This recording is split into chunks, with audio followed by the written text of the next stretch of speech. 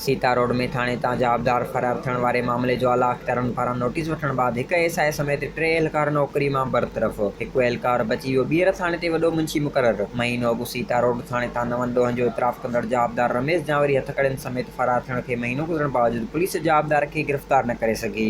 जॾहिं त मामले जो आला अख़्तियारनि पारां नोटिस वठण बाद हिक एएसआई समेत 4 एहलकारनि खे नौकरी मां बरतरफ़ करे खेनि गिरफ़्तार करे मथनि सरकार जी फ़रियाद ते जवाबदार खे हथ सां फरार करण जो केस दाख़िल कयो वियो हो, जिन में हिकु एएसआई न्यास बिताफ़ी ऐं 2 एहलकार अलीबख्श सोलंकी ऐं अकबर सोलंकी शामिल आहिनि। जॾहिं त बास हुजण करे हिक ॼणे वॾे मुंशी सिकंदर बबर खे बचाए ॿीहर सीता रोड थाणे जो वॾो मुंशी मुक़रर कयो वियो आहे। यादि रहे त महीनो अॻु सीता रोड थाणे तां नवनि ॾोहनि जो इतराफ़ कंदड़ जवाबदार हथकड़ियुनि समेत थाणे तां फरार थी वियो हो, जंहिं जो आला अख़्तियारनि पारां नोटिस वठण बाद हिक एएसआई समेत 4 एहलकारनि खे नौकरी मां बरतरफ़ कयो वियो हो, जिन मां हिकु ॼणो बास हुजण करे खेसि बचाए ॿीहर थाणे जो वॾो मुंशी मुक़रर कयो वियो आहे। अल्लाह वराए खोसो कावज share digital media reporting team Sita road.